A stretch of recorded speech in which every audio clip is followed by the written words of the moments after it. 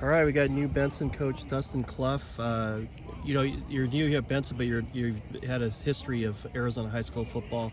Just talk about your background a little bit.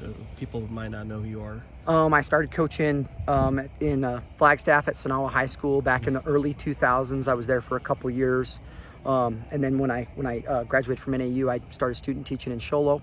Was there for 14 years, and then I spent a year just this past year in Round Valley, and then I had the opportunity to come down here to Benson and get this job. So pretty exciting. When it opened up, how eager were you to get that job, or what was that like, that transition? Well, it was the athletic director that I had in Round Valley. I threw my name in the hat. I didn't really know anything about it, and I got a call from the administration and just kind of sparked my interest. I met with them. I really liked the vision that they had and kind of the philosophy for where they want to go, and it just kind of fit who I am as a coach and kind of the things that I wanted to do. So that's why me and my wife got together and we thought about it, pondered about it, and really put our heads to it and decided to move our family down here, and that's what we ended up doing. So it's been pretty awesome. I know you've been practicing for a couple of weeks. What's it been like getting with the new team and new players and new coaches and stuff like that? It's exciting. It really is. I mean, all my staff is Benson alumni, so I mean, they're teaching me a lot about the culture and a lot about traditions and things that are here.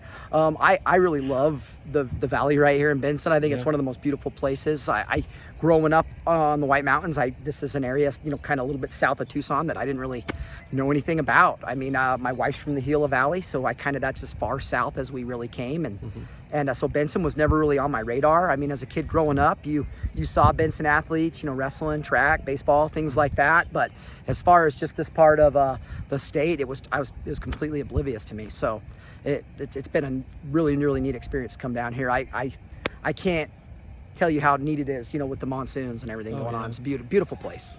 It's nice and cool right now. Yes. With some bugs, but nice yeah. And cool. But looking at your practice, I could tell that there's a lot of teaching going on. Is that obviously because you're new with them, and there's a lot of new faces too, because they lost a lot of seniors. So yeah, what's that process been like? Well, I've always been more of a I really like a lot of individual drills and practice, because then we can kind of hone in on skills and techniques and which kids need to be where and how we can help them progress and grow and develop skills and that one of the hardest parts I find in coaching, I know probably a lot of other coaches do too, is getting your talent in the proper spot so the team can really move forward. Right. I know times there's a lot of thoughts about where kids want to play, and you want to help them the best you can as far as what they want to do.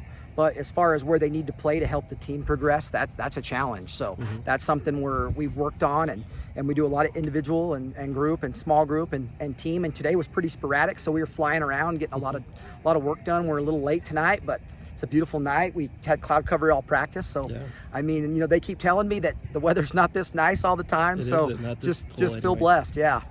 So talk about the fact that you do have Benson players as your assistants, former Benson players. How important is that for you? I think it's awesome. It's a complete insight to just the tradition and the history, because one of the things, in past places where I've coaching in a place for so long, you really, really want the stories and the legends and those traditions to last forever. You want those kids to go on, and you want kids' names to live on in Bobcat history forever.